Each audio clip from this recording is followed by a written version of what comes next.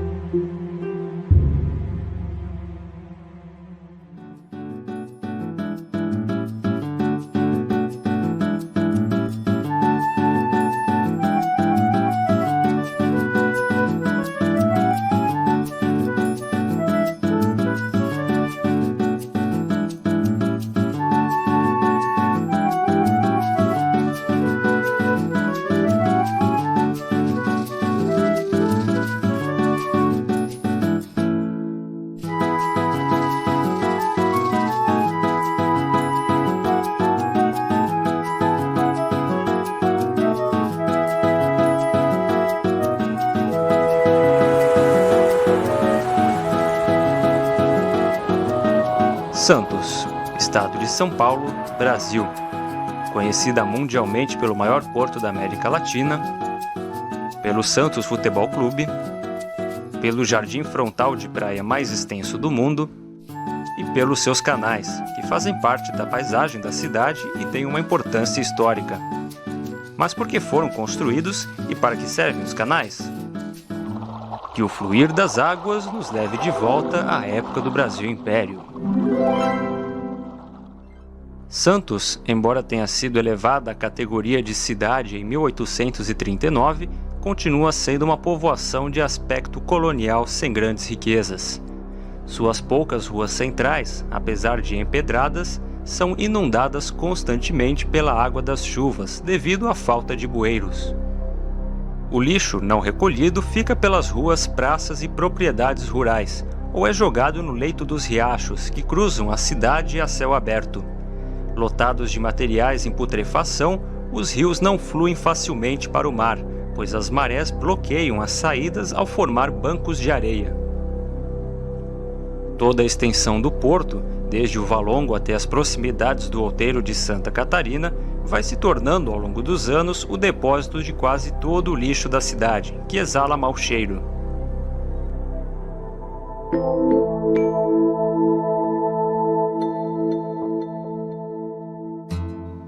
Durante a década de 1850, o café toma a dianteira no movimento do porto, suplantando a exportação de açúcar. O país define-se como principal exportador de café, e Santos torna-se o Porto do Café. Em 1867 é inaugurada a Estrada de Ferro São Paulo Railway, a primeira ligação ferroviária entre o Porto de Santos e o Planalto, estabelecendo um trajeto obrigatório para o escoamento de todo o café do estado. 3 anos depois, os navios já são movidos a vapor. No entanto, o Porto de Santos funciona de forma precária, com simples pontes de madeira frequentemente desmanchadas pelas marés. A cidade não tem infraestrutura para suportar o volume da exportação de café trazido pela ferrovia. Só em 1888, um grupo de empresários, liderados por Cândido Gaffré e Eduardo Guinle, assume a obra de construção do Porto Moderno, alongando a muralha do cais com a construção de suas amuradas, armazéns e guindastes. A empresa, então chamada Companhia Docas de Santos, conclui em 1892 os primeiros 260 metros do cais.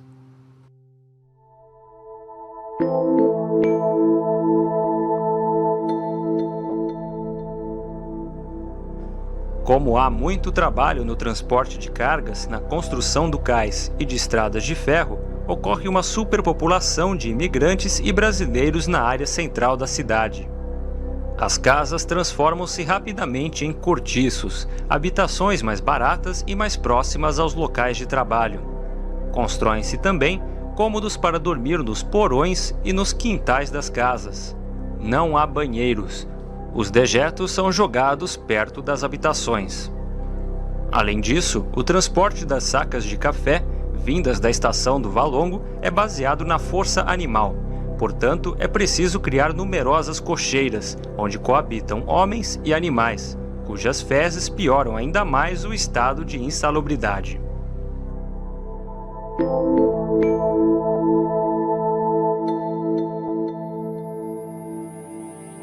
Santos surgiu sobre terrenos planos de antigos mangues e rodeada por áreas pantanosas. Esse tipo de solo, somado ao clima quente e chuvoso, à falta de coleta do lixo, à ausência de esgoto encanado, ao deficiente abastecimento de água e aos maus hábitos de higiene da população, criam condições favoráveis ao desenvolvimento de várias doenças infecciosas. Eis um cenário paradisíaco para os mosquitos da febre amarela, principalmente no verão. A ignorância a respeito disso é tanta que não se sabe que um mosquito transmite tal doença. Calamidade. Entre 1890 e 1900, morrem cerca de 22.600 pessoas, mais da metade da população da época, vítimas principalmente das epidemias. As companhias armadoras dos navios estrangeiros que chegam ao porto mandam as tripulações para lugares distantes da cidade, enquanto os brasileiros e imigrantes trabalham no carregamento das mercadorias. Somente no instante de zarpar, as tripulações voltam para os navios. Santos torna-se o Porto Maldito. Na Europa, existem companhias anunciando que seus navios não param no Porto de Santos.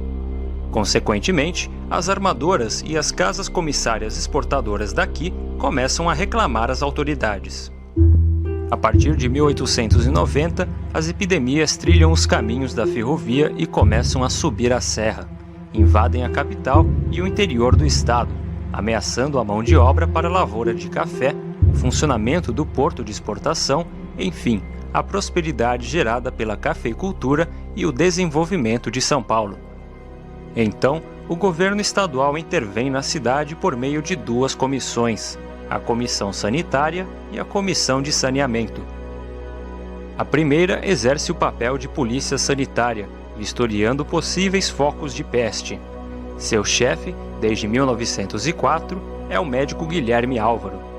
A segunda comissão é responsável pelas obras de engenharia sanitária, como a construção e conservação da rede de esgotos e galerias para águas pluviais, que são provenientes da chuva. Até 1902, muitos planos são apresentados e debatidos, e nada de efetivo é realizado. Bem antes, em 1898, o engenheiro sanitário Saturnino de Brito propõe a construção de uma rede de canais a céu aberto, que drenaria o solo úmido de Santos, resolvendo ao mesmo tempo o problema do esgoto urbano e o encharcamento da planície causado pelas chuvas constantes. Na época, seu projeto é considerado utópico.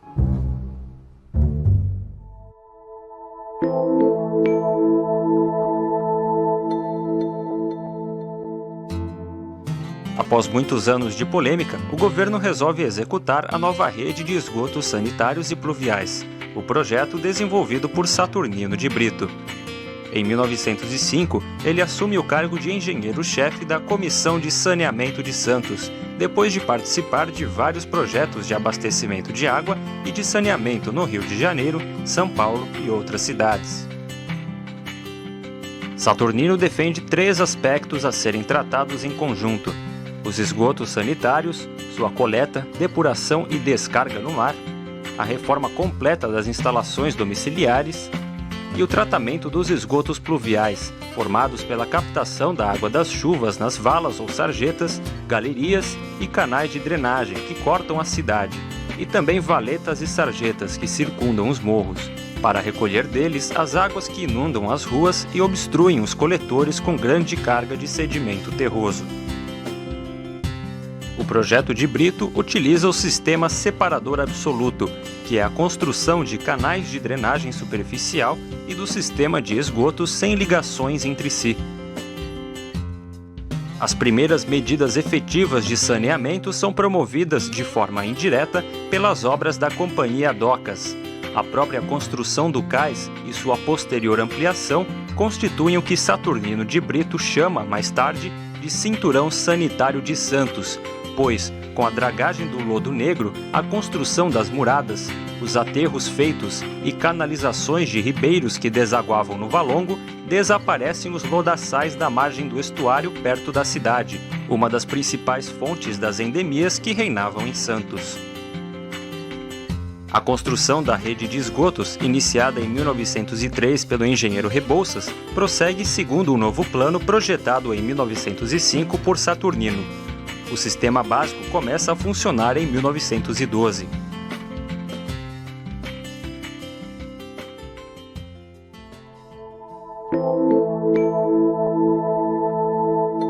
Os trabalhos de construção da rede pluvial, incluindo os canais, têm início em 1905, com a construção de galerias no centro.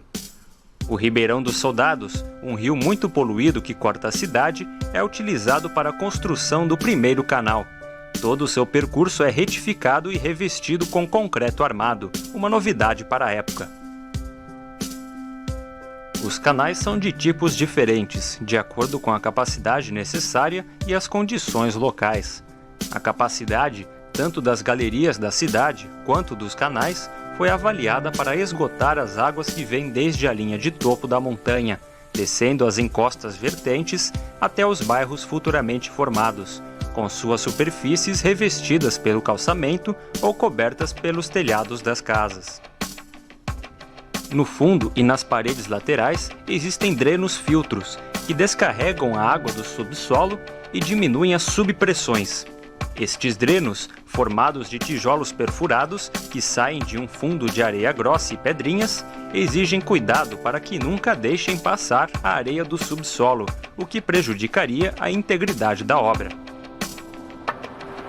Com o prolongamento dos canais da praia ao porto, as águas são renovadas por ocasião das grandes marés, no fluxo e refluxo. Para que esta renovação das águas ocorra e para manter as descargas livres da obstrução de areias acumuladas pelo mar, são instaladas comportas que represam as águas em maré cheia e as descarregam em maré baixa. O impulso das águas represadas leva folhas e detritos para poços ou caixas de areia construídos no fundo do canal. Os projetos, organizados pelo engenheiro-chefe Saturnino de Brito, são executados sob a sua direção e a do engenheiro Miguel Presgrave. Ambos conseguem fazer sobrar dinheiro da verba destinada pelo Estado. Para inaugurar as obras de um novo tempo na cidade, são realizadas grandes festas. Em 27 de agosto de 1907, é inaugurado o primeiro dos canais projetados por Saturnino de Brito. Estão prontos 2 quilômetros do Canal 1, entre o estuário e a Avenida Ana Costa. Este, como os outros canais, vão sendo margeados por largas avenidas. Estas novas ruas, essenciais para a melhoria das condições sanitárias da cidade, são arborizadas, têm banquetas para que a população possa usufruir do novo espaço e destacam-se na paisagem por sua beleza peculiar.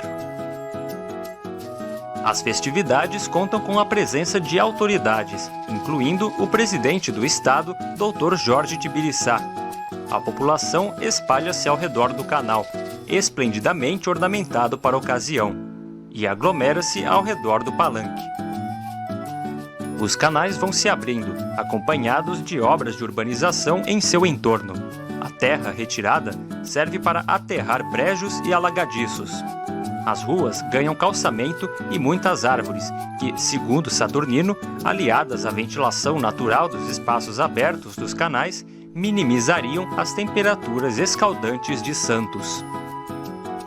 Contudo, alguns proprietários não querem ceder seus terrenos para a construção dos canais e a abertura das avenidas. Mais de 40 deles entram em acordo com a Prefeitura e a Câmara para que os espaços sejam liberados.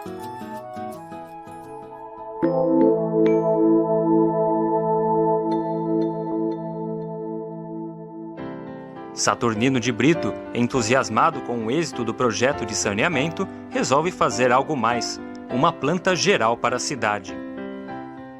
Influenciado pelas ideias do austríaco Camillo Sitte, arquiteto e historiador da arte, Brito apresenta, em sua planta, uma proposta de urbanização das novas áreas, com largas avenidas, jardins, praças e meio de circulação adequado, porém mantendo o traçado das ruas existentes e respeitando as construções antigas.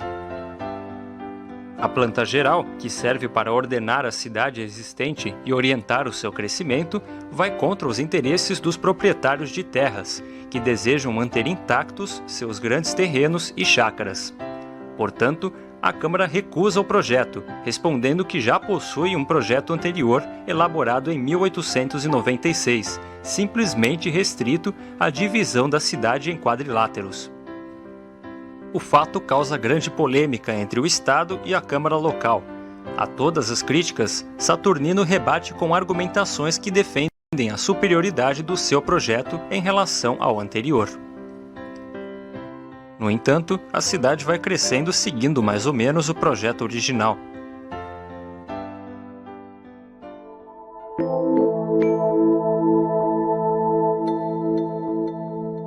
Com a instalação das redes de esgoto e águas pluviais, são extintos os focos que provocaram vários surtos epidêmicos em Santos no fim do século XIX. As antigas chácaras, localizadas na orla da praia, são loteadas. O aumento do comércio no velho centro, perto do porto, e as medidas sanitárias empurram os moradores da área central para leste, onde novos bairros vão sendo formados. No começo do século XX, a cidade, bonita, clara e cheia de árvores, não assusta mais os navios estrangeiros e passa a atrair os paulistas do Planalto para desfrutar de suas praias. Das grandes áreas verdes planejadas na planta geral de Saturnino, são implantados, com base em projetos de outros autores, os Jardins da Orla da Praia, em 1936, e o Orquidário, em 1945.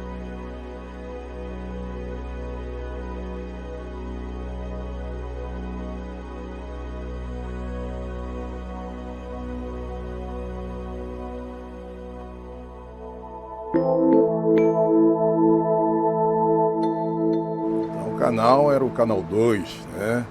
E o que eu me recordo daquela época é que a gente chegava, pegava uma latinha, furava, punha uma cordinha e pegávamos os peixinhos, que era o lazer da criançada daquela época. O peixe vinha desde a praia e chegava lá na Portuguesa, né? Ia embora. Com 12 anos, e eu vinha de casa até o colégio e no caminho, o caminho mais curto era pelo canal, que é o canal que passa por dentro do Orquidário. E esse canal era diferenciado, porque ele tinha tudo que a molecada queria. Tinha os peixinhos, tinha camarão, né? E tinha até cobra d'água, que era a alegria da molecada, pegar aquela cobra e levar para algum lugar para assustar as meninas.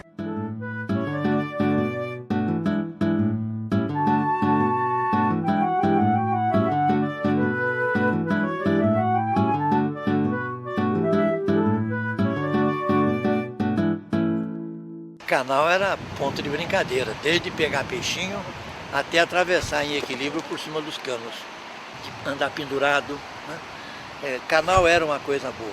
Eu tinha uns 5 anos de idade e nesse tempo o beiral do canal não era como hoje, assim, com muretas e tipo banco, até para bem dizer. O mural era plantado e no canal 1 era pitangueira. A gente ia para a praia, na época comendo pitanga ali, pegava pitanga. Cortando o canal tinha a Marquês de São Vicente, a linha de trem, que era um verdadeiro pomar. Ali você tinha goiaba, tinha amora, tinha carambola, nêspera, isso era comum. Aliás, Santos era um pomar. Santos tinha árvores frutíferas em tudo quanto é canto. E os canais eram locais próprios para isso, nas suas margens, né? Tem muita árvore. Você vê até hoje o Canal 3, tem o jambolão. A frutinha que marcava a nossa passagem pelo canal. A gente lutava para chegar com a camisa branca em casa, mas não dava, ela ficava toda azulada, que é a cor da fruta. Olha, eu estou com 81 anos, eu lembro do jambolão, desde os 5, 6 anos de idade eu já lembro daquelas árvores. Então você vê quanto tempo tem. No Canal 5 tem uma passagem muito curiosa. O meu mano mais novo vinha voltando do colégio em direção à casa, que é do sentido praia para dentro. E nisso alguém dá um berro e aponta para trás dele, ele olha para trás, tem uma vaca correndo, né? E veio para cima dele. Ele não deu outro, ele pulou para dentro do canal, de um lado, e saiu pelo outro, e a vaca foi atrás. Só que ela entrou e não conseguiu sair. Aí vieram os bombeiros para fazer com que essa vaca fosse empurrada desde ali da altura da Ministro João Mendes até a praia para sair no mar, para levar de volta para o matadouro. As vacas fugiam e andavam por tudo que era canto.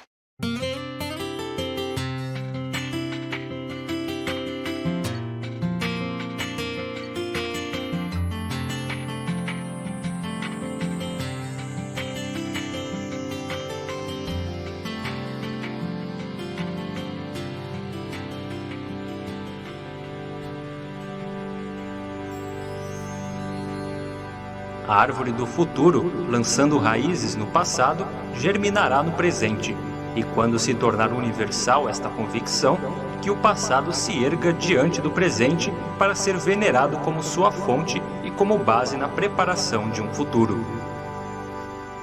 Eis um dos pensamentos que moviam as atitudes de Francisco Saturnino Rodrigues de Brito, que nasceu em Campos dos Goitacazes, então província do Rio de Janeiro, em 14 de julho de 1864.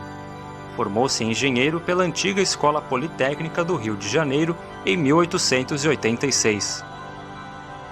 Saturnino sempre procurava ser firme e resoluto em suas ações, por meio de uma postura de autocontrole em amplas faixas do conhecimento humano. Os amigos admiravam sua fineza e retidão de caráter. Brito desenvolveu planos urbanísticos gerais para 40 cidades brasileiras. Seus projetos de saneamento para cidades baixas, construídas sobre o mangue, frequentemente utilizavam uma rede de canais a céu aberto como principais linhas do novo traçado urbano. Saturnino de Brito foi o introdutor, em Santos e no Brasil, do sistema separador absoluto. Analisando as cidades e interpretando seus problemas, Saturnino apresentava soluções através do planejamento do espaço e da previsão das possibilidades de expansão da cidade. O projeto de saneamento que executou em Santos obteve repercussão internacional e Saturnino ganhou o merecido título de patrono da engenharia sanitária brasileira. Faleceu em Pelotas, Rio Grande do Sul, em 10 de março de 1929, em plena atividade profissional. Deixou uma obra escrita compilada em 23 volumes, constituindo matéria indispensável aos cursos de engenharia. Seus processos técnicos de saneamento foram adotados na França, Inglaterra e Estados Unidos.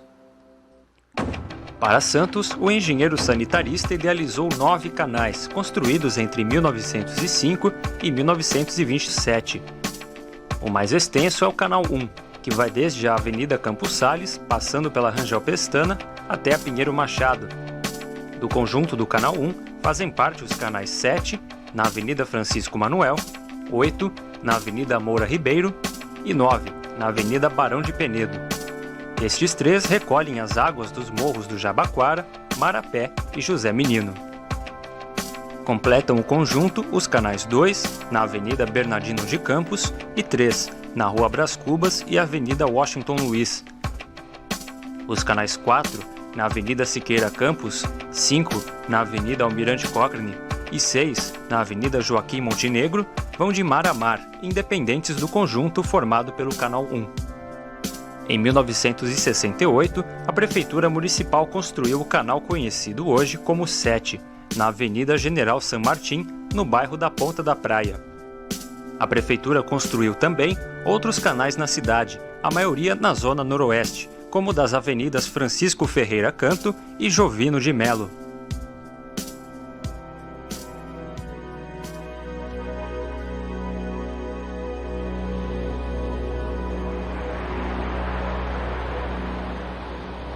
O saneamento de Santos criou condições necessárias para a implantação definitiva do porto e o fortalecimento econômico do município. Os anos passaram, a cidade cresceu em tamanho, importância e ordenação dos seus espaços. Atualmente, os canais delimitam bairros e servem como ponto de referência dos endereços.